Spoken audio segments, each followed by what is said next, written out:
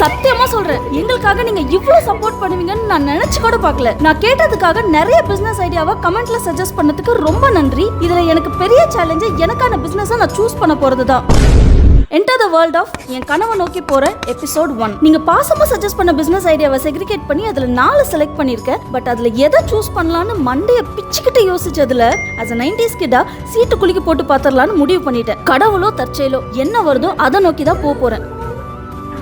என் கனவை டிசைட் பண்ற அந்த சீட்டை பார்த்த உடனே சந்தோஷத்தோட உச்சிக்கே போயிட்டேன். அட ஆமாங்க, க்ளோதிங் தான் வந்திருக்கு. ஆனா எனக்கே தெரியும் க்ளோதிங் ஒரு பெரிய கடல் அண்ட் காம்படிஷன்ஸ் அதிகம்னு. பட் மக்களோட தேவையை புரிஞ்சுக்கிட்டு ரிசர்ச் பண்ணி அவங்களுக்கு பெஸ்டாவும் அண்ட் அஃபோர்டபுள் அண்ட் யூனிக்காவும் நான் கண்டிப்பா பண்ணுவேன். அண்ட் என்னையும் உங்க வீட்டுல ஒருத்தையா நினைச்சு எனக்காக நீங்க இவ்ளோ சப்போர்ட் பண்ணதுக்கு ரொம்ப நன்றி. நம்ம பிசினஸ்க்கு என்ன பேர் வைக்கலான்ற அப்டேட்டோட அடுத்த எபிசோட்ல நான் உங்களை சந்திக்கிறேன். க்ளோதிங்ல என்னெல்லாம் பண்ணலாம் பண்ணக்கூடாதுன்றத கண்டிப்பா கமெண்ட்ல சொல்லுங்க. ஏன்னா நீங்க எல்லாரும் தான் என்னோட குரு.